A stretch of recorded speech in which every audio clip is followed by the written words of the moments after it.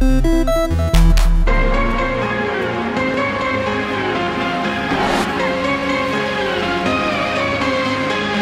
the old saying goes, April showers bring May flowers. But what about video game releases in 2021?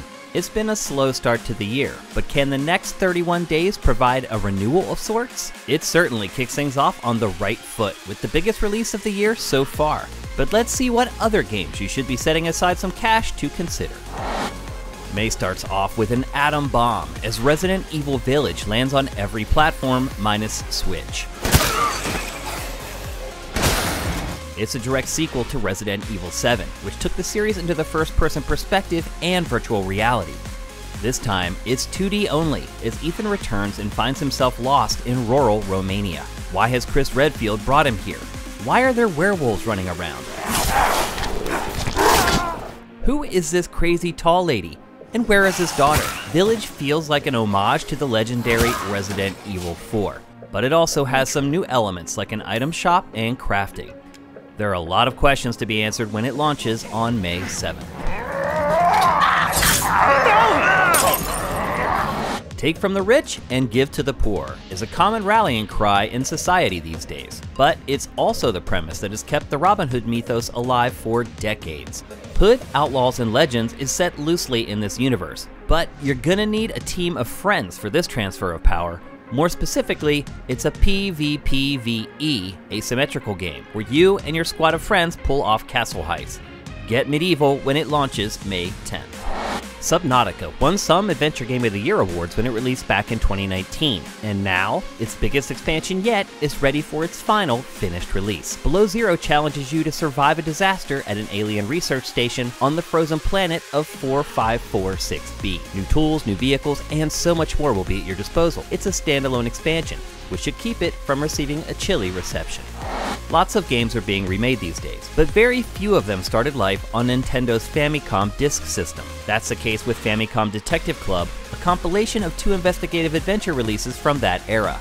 And best of all, neither has ever seen the light of day in the West. If you like murder mystery shows like Dateline or Forensic Files, prepare to dive into your next case on May 14th. Rumors have been swirling about a Mass Effect trilogy remake for years now, but it's finally here. Mass Effect Legendary Edition compiles the first 3 games in this unforgettable RPG franchise into a single product. But it also goes much further than that. Sure, the graphics have received a major overhaul, but BioWare has gone the extra mile to completely redesign some areas and gameplay mechanics, so they're up to code for 2021. Each game is absolutely gigantic, so it's not crazy to expect well over 120 hours of play from this collection when it launches May 14th.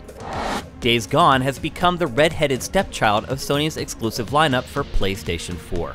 It's a divisive game that has been better received by players than critics, but according to recent reporting, fan outcry has not been enough to greenlight a sequel. So it appears that this post-apocalyptic biker zombie saga will have to end with one entry. It's also the latest PlayStation exclusive to make the jump to PC, in hopes of squeezing as much revenue from it as possible. Pay your final respects to Sony Ben's ill-fated franchise when it launches May 18th. Smaller, cheaper games driven by microtransactions is one of the major inflection points of the PlayStation 4 and Xbox One era. They're not just for small indie outfits anymore, and EA is tossing its hat into the ring with Knockout City. This competitive dodgeball game isn't completely free. Well, unless you're an EA Play or Xbox Game Pass subscriber anyway. For everyone else, it costs $20, but its production values rival those of full-priced games.